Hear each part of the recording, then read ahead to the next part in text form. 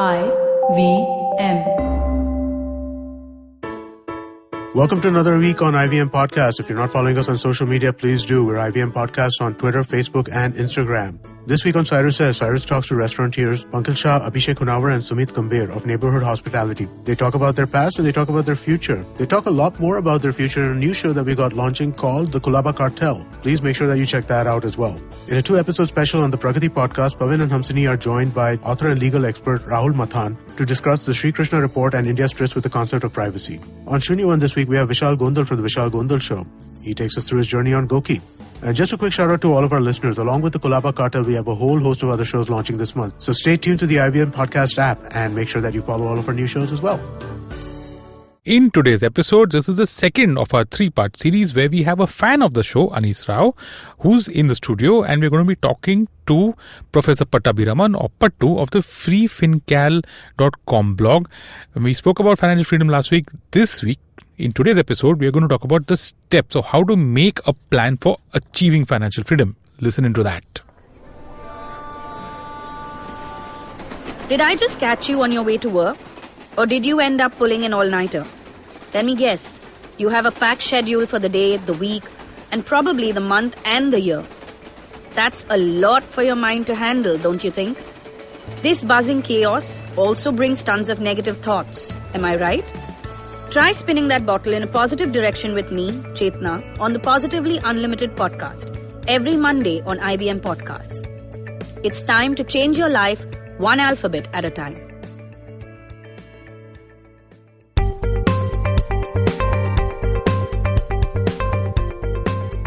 Folks, welcome to Paisa Vaisa. I'm your host Anupam Gupta, B50 on Twitter. We are doing a special series on financial freedom. I have with me the completely awesome Professor Pattabiraman, also known as Pattu, who runs the Free FinCal blog. And I have a fan of the Paisa Vaisa podcast, Anis Rao, who's on the show. Anis, welcome back. Pattu, welcome back. In this second segment, we are going to go into specifics of financial freedom. Anis, all yours. Pattu, so let's talk us through this. So I've read your blog. I know a little bit of what you're going to say, but break it down. So financial freedom. Somebody like we said, let's say I'm 5 years down. I'm not planning to do a startup. I have decent monies coming in every month. How do I start thinking about financial freedom? Now, the first step is recognizing the impact and importance of inflation. Let's take a cup of chai, cutting chai or whatever you call it. In the 1990s, Anupam would agree with me on this. In the 1990s, it would be possible to get a cup of chai on the road for 1 rupee or 50 paisa. Yep, that's right. And today, it's anywhere between 7 to 10 rupees. That's right. So, over the past 28 years, if you look at this change in the cost of a cup of tea from 1 rupee or 50 paisa to 7-8 rupees. That's like a year-on-year increase in cost at about 11 to 12%. Okay, wow. So, in 1990, if you had 1 rupee, and that's not too much money, and decided to drink a cup of chai for 50 paisa and invested the remaining 50 paisa in some product and removed it after 28 years, paid taxes on it, paid all expenses, expense loads or penalties, whatever you call it, on it, and got a remaining amount. That money should be anywhere between 7 to 10 rupees. Otherwise, you will not be able to drink tea with that money after 28 years. Whoa, lovely analogy. Am I clear? Yes, wow, yeah, you're clear. No, I'm just the mind boggles at the inflation numbers, man. I mean, inflation, folks, that's inflation for you at the level of a cup of tea. Let's not talk about petrol and diesel, okay? Yeah, go on, Pattu. Sorry, go on. Yeah. We can. Petrol and diesel, I'll come to that. So 50 paisa or 1 rupee should have become something like 7 or 8 rupees in that period of time, which after taxes, which means that the return from the product should be anywhere between 11 to 12%. So at least. That's what beating inflation means. And that's what a real return means, where the return from our investment should be at least equal to that of inflation after we pay taxes on it. Okay. So now, do go on. Sorry. Now, I have some thumb rules based on in these inflation numbers. And typically, if you look at, I have posted my own inflation numbers, my monthly expense inflation for the past 20 years. And it's about 8% overall. Wow. If you take into account every type of expense. And only the essential expense. Not, the splurges that we have occasionally. We eat out or whatever. So forget all that. Just the essentials. We need, what do you call this, the rice, chawal, that sort of thing, vegetables and so on. Just the essentials. That alone will increase year on year, typically at about 8%. Now, some thumb rules here are that I have this, what I call as the 8-9 rule.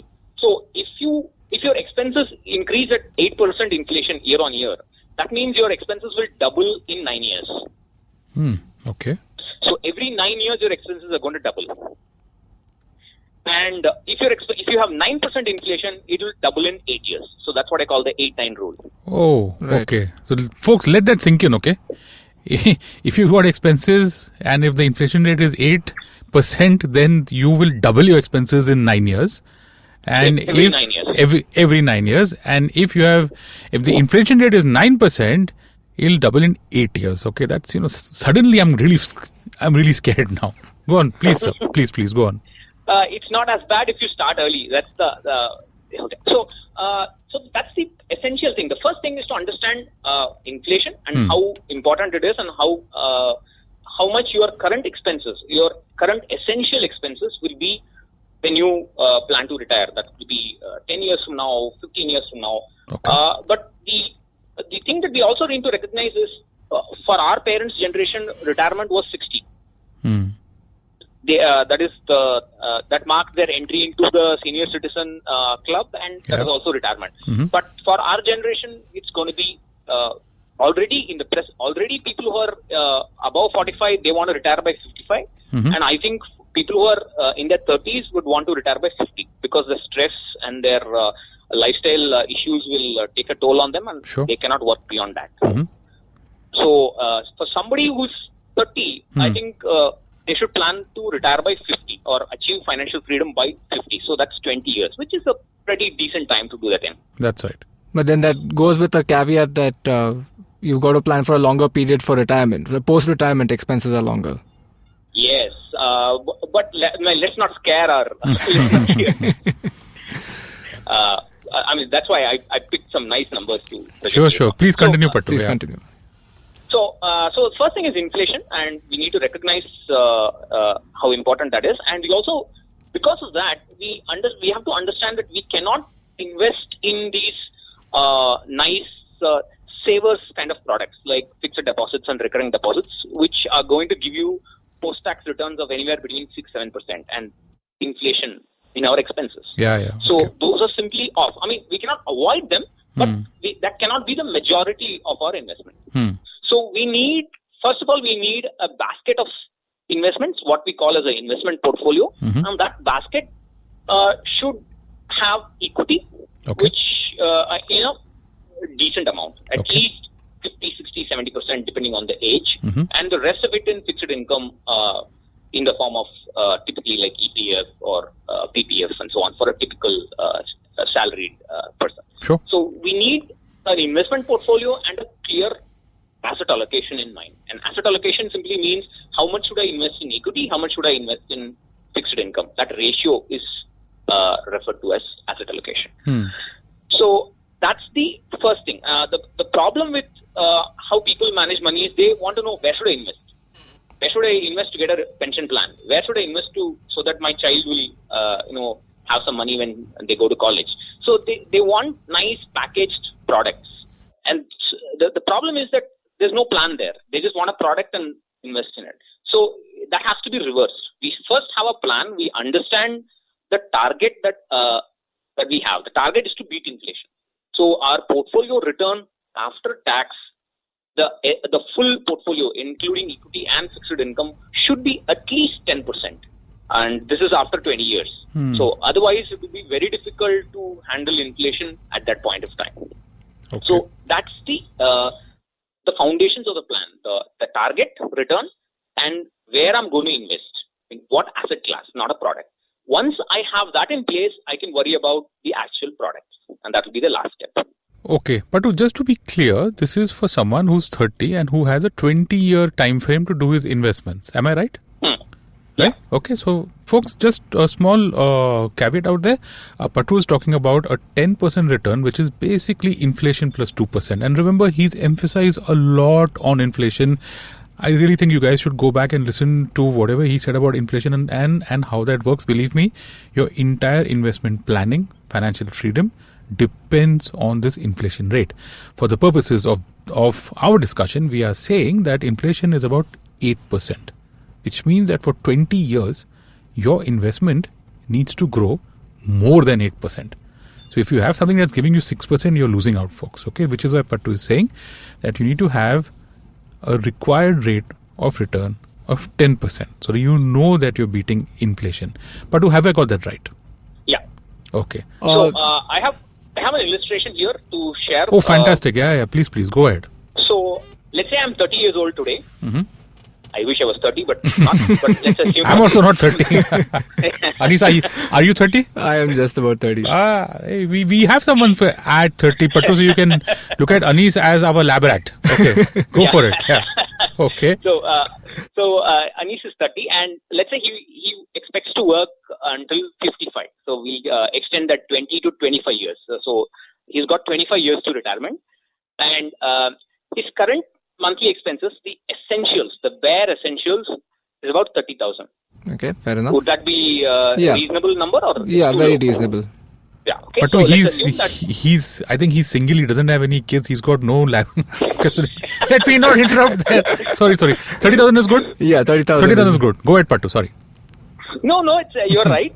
It will increase when you are married and have kids and so on. But I mean, as I said, my goal here is not to scare the listener. Sure. So I've picked some nice juicy numbers here. Okay. So it's 30,000 per month, and Anis is 30 and he wants to retire by age 55. Mm-hmm. And so we're going to put in an inflation of 6%. Although it is an underestimate. Mm-hmm.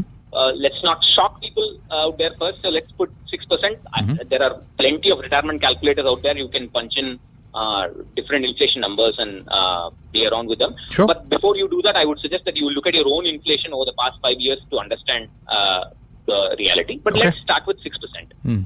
And in this kind of planning, in financial freedom, the essential difference, I think Anupam referred to this earlier. See, when you live off a return, so let's say I have 1 crore with me and I'm going to invest it in something and I'm going to live off the returns that I'm going to get. When I have that kind of a plan, it doesn't matter how long I live. Until I live, I'm going to get that return. Yep. And there are annuity plans which will continue giving that return to my spouse as well until she dies. Correct. So this is the essential change here. So we are now going to ask, how long will Anis live after retirement? Okay. So he's going to retire by 55, and let's assume that he will live for another 25 years. Correct. So that's fair enough. Up to age 80. Yep. Probably an underestimate, but again, let's play along. Yeah, okay. So this is the essential difference. The thing is, in financial freedom planning, we not only have a target return, we also have a target year up to which the corpus should last. Because we are going to remove money from the corpus. This is going to involve both the return from the corpus as well as the principal itself. Sure, got it, understood. So our goal is, in this case, is to ensure that the corpus doesn't go to zero until age 80. Okay. Is that okay? Yep, of course, yeah. So Anis now has about 25 years to invest for financial freedom, and let's say he invests in a portfolio of like 70% in equity or stocks and 30% in fixed income, and he expects 10% post-tax from the entire portfolio. And we're going to assume that the inflation is going to be 6% after retirement as well. And this is very important. Many calculators don't include inflation after retirement. And so we are going to assume 6% throughout Anis' lifetime. Now, for these numbers, I had earlier talked about the 8-9 rule. And in this case, for 6% inflation, the expense will double every 12 years. That sounds much more peaceful. Anish, what do you think? Yeah, much more Goa-like. You can live with that. Yes. You're not scared. Okay. But to that, we can live with that. Doubling every 12 years is fine. Okay. Yeah. So, but it's got 25 years. So, it will become 1 lakh, around 1,30,000 by the time he's 55. So, monthly expense of 30,000 today at 6% inflation, doubling every 12 years will be about 1,30,000 or so at age 55. Okay. So that's how much inflation can increase expenses. So it's 1,30,000, and there is a simple thumb rule for determining the corpus. Okay. So Anish now wants to work with the corpus for 25 years. He wants to live off that corpus for 25 years, and when he starts his retirement, his monthly expense is about 1,36,000. So you multiply that by 25, and you will get 4 crores. So the thumb rule is, if X is your current annual expense, you multiply that by 25, and if 25X is your corpus, you can live off that corpus for 25 years. Okay, got it. So from age 55 to age 80, if Anish has got about 4 crores, he can invest that in a portfolio that gives him 6% post-tax. So that's a conservative portfolio. It's only 6%. And that 6% is matching his inflation of 6%. Okay. That's where the 25X comes. 25X essentially means that your investment should match your inflation. Okay. Understood. The return from your investment matches your inflation. Sure. Am I making sense? Yeah, of course, crystal clear. Anish? Yeah. So that's 4 crores. And to achieve 4 crores by age 55, he will have to start investing an amount which is almost equal to his monthly expense. So he spends 30,000 today, and he has to shell out another 30,000 for retirement in a portfolio that's going to get him 10%, and he has got to do this for the next 25 years. Okay. So that's another thumb rule. You try to invest an amount which is equal to your essential expenses. If not equal to essential expenses, at least 75% of your essential expenses. Okay. So basically anywhere between 75 to 100% of your monthly expenses is what you should be planning to invest. Monthly expenses that will persist lifelong.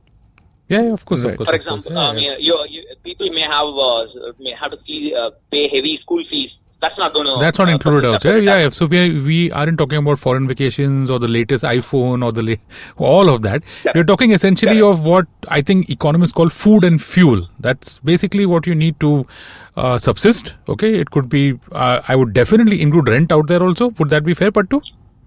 Yes, okay. Definitely for a city like Mumbai. Yeah. So I would include rent, I would include food, I would include any commuting expense that you have, reasonable of course. Yeah. We're not saying that you own a Mercedes or something. We're just saying that you have monthly fare for say a metro pass or something of that sort. Those are the expenditures that you should consider as essential. We are assuming that this is 30,000 a month. So Pattu is saying that if you are spending 30,000, you need to save at least 35,000 or more, round about in the range of 25 to 30,000 per month, working with the assumption that inflation is 6% and you need to have a corpus of around 4 crores by the time you retire, which is at the age of 55. But that's really simple. Go on, please. Yeah, so now the idea is that this 4 crore will be invested in a portfolio which is going to give at least 6% after taxes. And the difference between the conventional retirement planning is that we will be touching the entire corpus, the returns plus the principal, and we'll be withdrawing from it gradually. Okay. We are going to our withdrawals will increase every year at the rate of 6% because of inflation. Sure. Okay. And the point is that there is no product out in the market that will give you a pension that increases year on year at 6%. Correct. That's right. It's simply impossible. In fact, government employees who joined the service before 2004 got and will get a pension which is indexed to inflation. But the government realized that if they kept doing that, they'll be bankrupt and therefore introduced the national pension scheme. Okay. That's the background. Such inflation index pension. I'll give you an example of my mother. My mother retired in 2002. She's a state government servant, and I've calculated her rate at which her pension has increased because of DAs and pay commissions and so on. It's an astounding year-on-year increase of 13%. Wow. Oh yeah. Astounding is right. 13% per year. That's something. That's something. So that's when the government realized that it will go bankrupt if it kept doing that. Yeah. And hence was born the National Pension Scheme. So we need to. So the point is, there's no one who's going to give us such a pension. So we need to create a plan for ourselves to handle inflation after retirement, and hence the need to move from the idea of a pension to financial freedom. Okay, great. Right. Actually, that's very telling of. If you read Pattu's blog a lot, you will see that. I think the main message that he draws is that this is personal finance. It's different for Anupam, it's different for Pattu, it's different for Anis. And so he's not going to be like, Pattu cannot give us any recipes saying, you know what, if you are X, then do Y. If you are Z, then do A. But he's got a website where you can put in all your numbers that if you're not 30, what if you're 45 or if you're 25? I think, Pattu, your blog has all these numbers, right? Just exactly what you're saying. If our listener wants to just check out and play around with all these numbers for himself, your blog has that, right? Correct. I have what I call as a robo advisory template that has much more details than this, and it will account for existing investments as well and so on. So they can try that out. Play with that, folks. I know that my audience, not all of you are 30 years old. Some could be 20, some could be as old as I am. So, but that's the beauty of financial freedom. It works across every age. Okay, so please don't get bowed down by that 4 crore number. I know it's a lot. Okay, 4 crores is a lot of money, but it's also 25 years to achieve it, and another 25 years to play around with it. Okay, so you want to look at the long game out here. And Anis, just one more question, Pattu. You spoke in the beginning about emergency expenses and how you had an emergency early on in your investing career, and so if I had to build up an emergency fund, what kind of return should I expect from it? This is thing is that we have to contribute. I would recommend contributing to an emergency fund lifelong, an amount equal to 5% of our income or expenses, at least expenses. 5% of our expenses goes to emergency fund, and this should be again, there are two components to emergencies. Emergencies that happen today, and emergencies that can happen 15, 20 years from now. So for a future emergency, most of that would probably be health, because health insurances premiums are increasing at an astounding rate, and that's probably going to be the biggest thing that we're going to spend on after retirement. So everybody needs a separate health corpus in addition to this, the food and fuel expenses corpus. So for that, we have to put a small amount, let's say 5% of our expenses in equity, something like that. Let it grow. Just don't touch it, no matter what. And then we have to have a separate small kitty for current expenses as well. The problem is that if we have huge expenses, it will prevent us from investing that 25,000, 30,000 for financial freedom. So we need to ensure that we have a separate fund that can handle expenses, emergency expenses before we retire, so that we can continue investing without disturbance. So those are the two components. Okay, excellent. All right. Folks, that's a wrap on this second segment of our series on financial freedom. In this segment, you heard Pattu explain in detail with a lot of numbers on how to make a financial plan for financial freedom. That's a wrap on the second episode of our series on financial freedom. In the third and final episode, we're going to talk about actual execution of this plan. Okay, we're going to get into details with that. Just a reminder, my guest on this series is Professor Pattabiraman of freefincal.com and Anis Rao, a fan of the Paisa Vaisa podcast. Stay tuned.